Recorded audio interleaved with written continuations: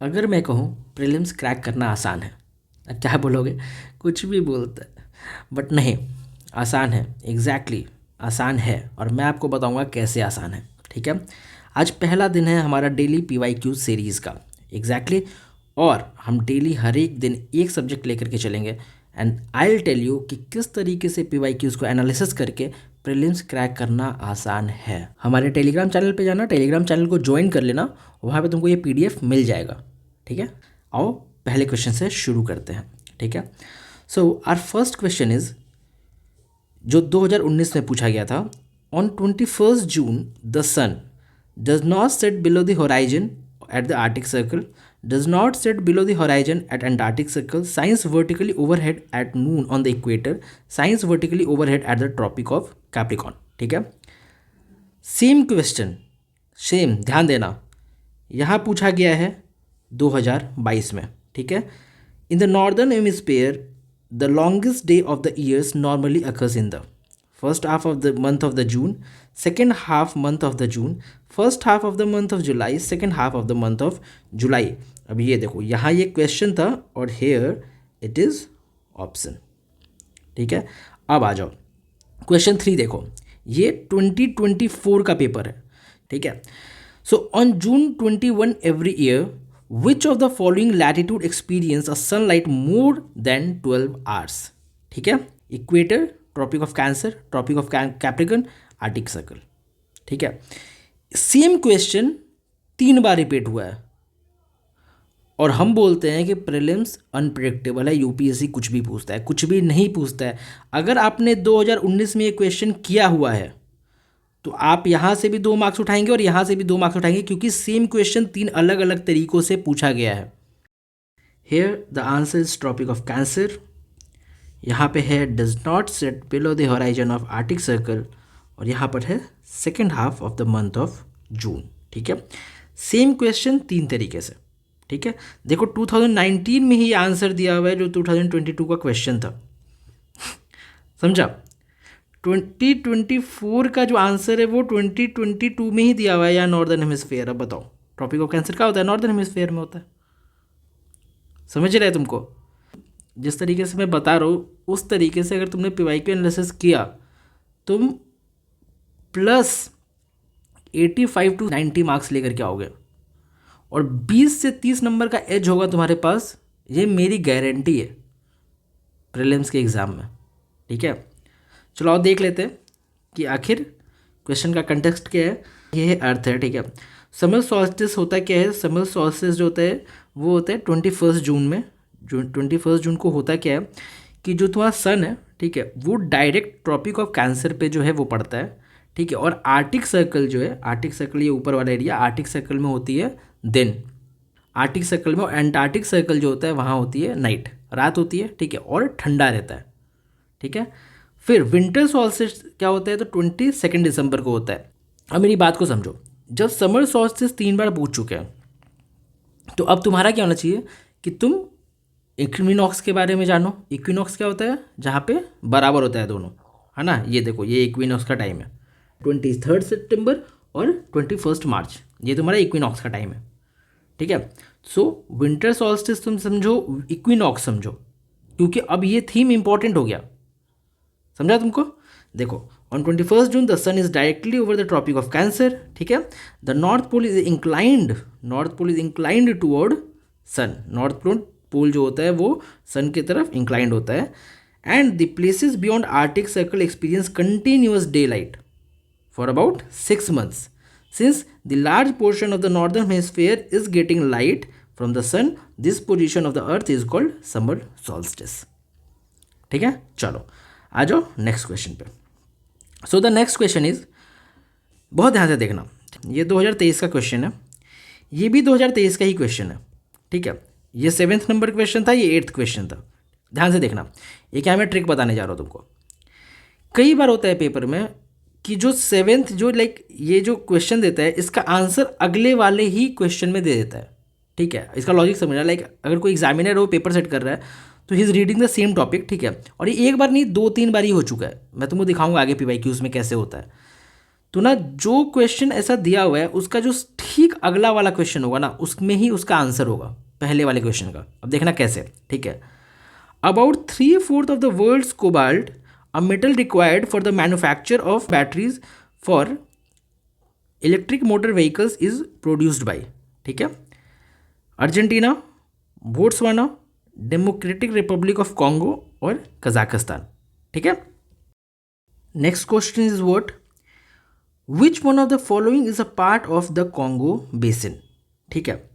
अब you know इस question का आंसर क्या है, the Democratic Republic of Congo.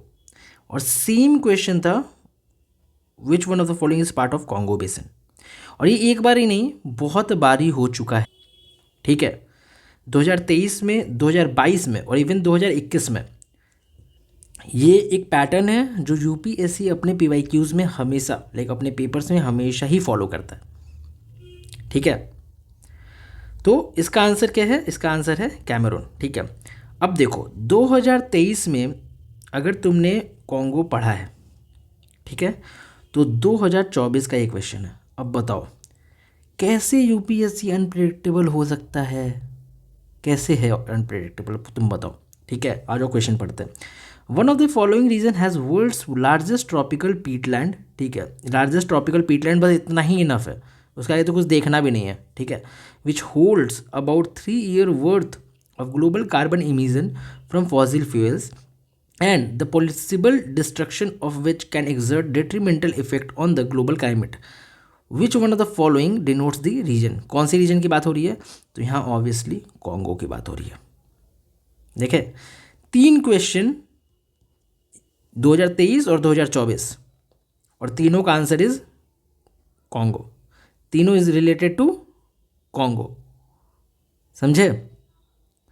इस पैटर्न को समझने की कोशिश करो, ठीक है। इस तरीके से क्वेश्चन रिपीट होते हैं, कोई डाउट नहीं है कि इस साल से भी कुछ ऐसे क्वेश्चन हो जो डायरेक्टली रिपीट हो जाए, उसीलिए पीवाईक्यूज के बनाने होते हैं नोट्स। अब जैसे तुमने कॉन्गो देखा अगर 2023 के पेपर में, तो you have to make notes on Congo. अब कॉन्गो इंपॉर्टेंट है तो अफ्रीका इंपॉर्टेंट हो जाता है। देखो ये तुम्हारी कॉन्गो बेसिन है, ठीक है, और देख लेते हैं। This is your Congo basin, ठीक है। यहाँ आ जाओ, ब्राज़ील यहाँ पे लोकेटेड है, ध्यान देना इसमें, ठीक है। देखो ये तुम्हारा पूरा ये कॉन्गो बेसिन का पार्ट है, ठीक है, ये तुम्हारा कॉन्गो बेसिन का पार्ट है, ठीक है। ये देखो ये, ठीक है, देखो ये जाम्बेजी रिवर है, बहुत इंपॉर्टेंट रिवर है अपने एग्ज़ाम के लिए, ठीक है। इस तरीके से एक बार ये फिगर देख लेना, ठीक है। चलो आगे आओ, एक्सप्लेनेशन देख लेते हैं। तो Congo basin is the home of world's largest tropical peatland along with Brazil and Indonesia. The peat swamp forest of the Congo Basin stores around 29 billion tons of carbon, approximately equivalent to 3 years worth of global green house gas emission, ठीक है। तो जो वहाँ Congo का जो peatland है वो around 29 billion ton of carbon जो है वो स्टोर कर सकता है, ठीक है। तो उसीलिए लाइक उसका डिस्ट्रक्शन नहीं होना चाहिए, ठीक है। क्यों, क्योंकि it is important for global carbon emission from fossil fuels. देखो यहाँ पे साफ साफ ये क्वेश्चन में बता रहे हैं ये सारी चीज़ें, ठीक है। सोचो कितना आसान था ये, समझ रहे हो। बस you have to go through the PYQs, और कुछ नहीं, तुमने कुछ नहीं पढ़ना था, इवन कोई सोर्स नहीं पढ़ना था, कुछ नहीं पढ़ना था, बस पीवाईक्यूज देखना था और उसके नोट्स बना लेने थे, ठीक है। चलो आ जाओ आगे और दिखाते हैं। Question number 7, in the South Atlantic and Southeast Pacific region in tropical latitude, cyclone does not originate. What is the reason? ठीक है, साउथ अटलांटिक और साउथ ईस्टर्न पैसिफिक रीजन में जो ट्रॉपिकल लैटिट्यूड पे वहाँ पे साइक्लोन ओरिजिनेट नहीं होते हैं। रीज़न क्या है भाई, ठीक है। पहला, sea surface temperatures are low, inter tropical convergence zone seldom occurs, Coriolis force is too weak and absence of land in those region, ठीक है। Coriolis force is there in the option. अब देखो कैसे बनते हैं नोट्स, इसीलिए मैंने ये क्वेश्चन डाला है कि तुमने ये देखा, ये क्वेश्चन देखा, ठीक है। तुमको कुछ नहीं करना है, तुमको सिर्फ गूगल करना है। क्या करना है गूगल, तुमने यहाँ देखा साउथ अटलांटिक और साउथ वेस्टर्न पैसिफिक रीजन में ट्रॉपिकल एटीट्यूड में जहाँ साइक्लोन नहीं होते, तो अब तुमको जाना है गूगल पे सर्च करना है वाई, क्यों नहीं होते, ठीक है। बस ये तो 2015 की बात बता रहा हूँ मैं, ठीक है। इसी तरीके से होता है पीवाईक्यू का एनालिसिस, ठीक है, आप समझना।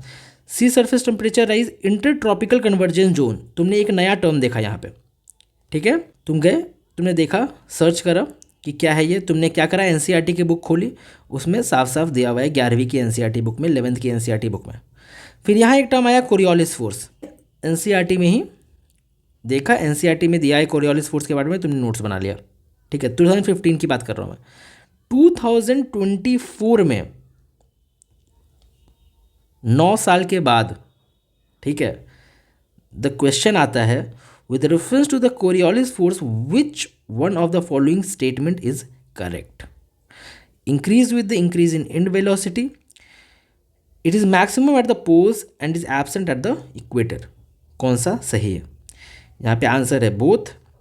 अब तुमको एक चीज़ बताता हूँ मैं, डायरेक्ट ये एनसीईआरटी से क्वेश्चन आया है, direct question, word to word copy है, वर्ड टू वर्ड कॉपी है। देखो ये पेज नंबर 90 है, जाओ वहाँ चेक कर लो, वर्ड टू वर्ड कॉपी। देखो, the higher the pressure gradient force the more is the velocity of the wind and the larger is the direction in the direction of the deflection in the direction in the wind, ठीक है।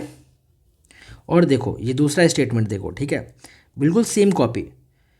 Eight the equator the Coriolis force is 0 and the wind blows perpendicular to the isobars, ठीक है। यहाँ क्या दिया, at maximum at poles and absent at the equator, ठीक है, समझा। इसका आंसर है inter tropical convergence zone seldom occurs, ठीक है। ITCZ stays at near the equator. Actually होता क्या है कि तुम्हारा ये कोरियोलिस फोर्स है, ठीक है, कैसे डिफ्लेक्शन होता है ये देख लेते हैं, ठीक है। तो इक्वेटर के ऊपर क्या होता है कि इट रोटेट्स क्लॉकवाइज, ठीक है, क्लॉकवाइज डायरेक्शन में तुम्हारा विंड डिफ्लेक्ट होता है, ठीक है।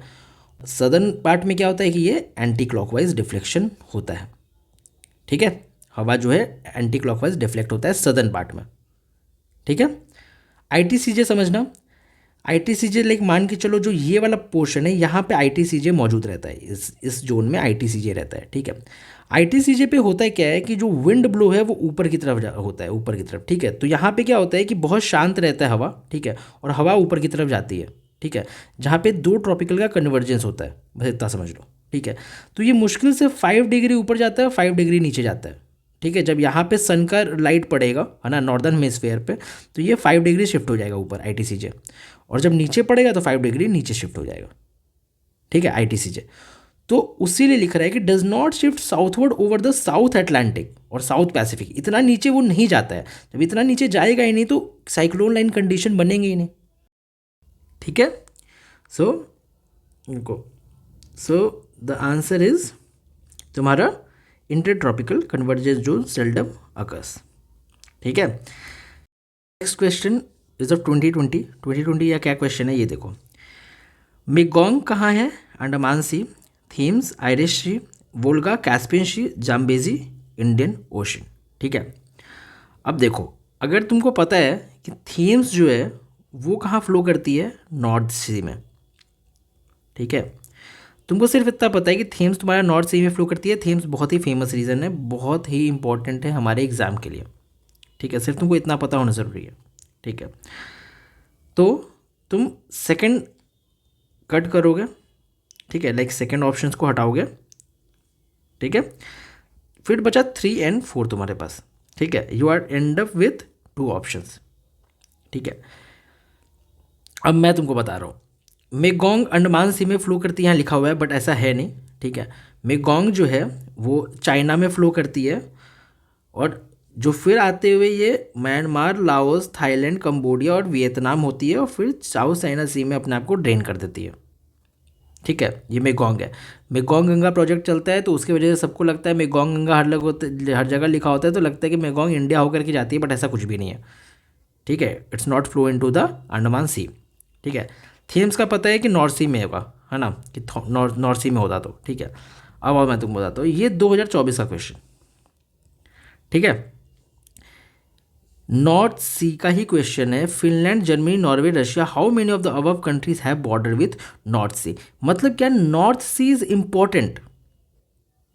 यहां अगर तुमने थेम्स में देखा होता कि थेम्स कहाँ से बहती है, अगर तुम 2020 का क्वेश्चन देखते, तुम ये क्वेश्चन अगर गलत करते, या सही करते हैं। तुमको इतना तो पता होगा ना कि थेम्स नॉर्थ सी में ड्रेन होती है, तो तुमको नॉर्थ सी के लोकेशन के बारे में आइडिया होता है। और अगर तुमको नॉर्थ सी के लोकेशन के बारे में आइडिया हो, तुम 2024 का क्वेश्चन है सही करके आते। समझा तुमको? अब तुमको प्रिपेयर कैसे करना है? You have to prepare Andaman sea, you have to prepare Mekong, you have to prepare Volga, Caspian Sea, Zambezi, Indian Ocean और आसपास के सारे रीजन्स। आया समझ? इस तरीके से होती है पीवाईक्यू की तैयारी, पीवाईक्यू की एनालिसिस। यूपीएससी अनप्रिडिक्टेबल नहीं है, यूपीएससी अनप्रिडिक्टेबल नहीं है। अगर 2025 में ये क्वेश्चन पूछते हैं कि कैस्पियन सी के अराउंड में कौन सी कंट्रीज़ है, तो अगर तुमने पीवाईक्यू किया हुआ है तो तुम बहुत ही आराम से करके आओगे ये क्वेश्चन, बहुत ही आराम से। समझा? आ जाओ नॉर्थ सी को देख लेते हैं, ठीक है। तो नॉर्थ सी के अराउंड कौन कौन सी कंट्रीज़ हैं? तो यूके है इधर, ठीक है। फिर यहाँ आ जाओ, यहाँ नॉर्वे है, ठीक है। फिर डेनमार्क है, ठीक है। फिर यहाँ एक आता है स्कैगरेक स्ट्रेट, ठीक है। फ्रीजन आइलैंड, यहाँ तुम्हारा एम्स्टर्डम नीदरलैंड है, ठीक है।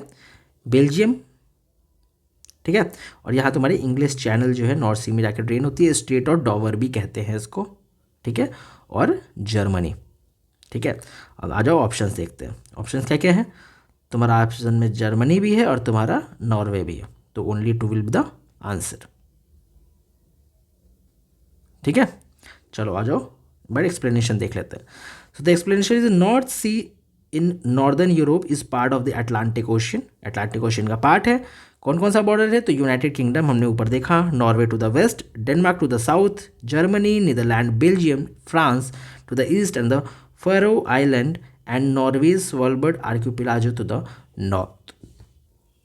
आया समझ? तो तुमको इससे पता लगा कि प्रीवियस ईयर क्वेश्चन एनालिसिस कैसे करना है। If you are looking at any option, ठीक है, और उस ऑप्शन के बारे में थोड़ा सा भी अगर तुमको आइडिया नहीं है, सो जस्ट सर्च इट, और उसके बाद बस थोड़ा सा आइडिया तुमको चाहिए। तुमको ज़्यादा डिटेल में नहीं जाना है, बस थोड़ा सा आइडिया वहाँ से निकालना है, उसके नोट्स प्रिपेयर करना है, दैट्स इट, इनफ है, ठीक है। अब ऐसे ही हर दिन we will solve daily PYQs, daily 10 PYQs हम करेंगे।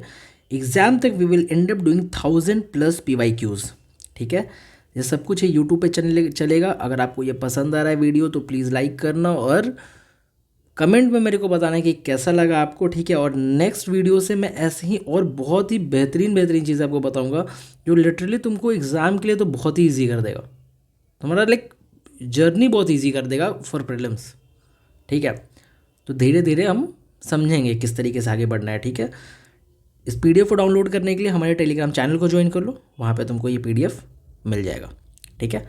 चलो तब तक के लिए बाय बाय, अपना ख्याल रखो।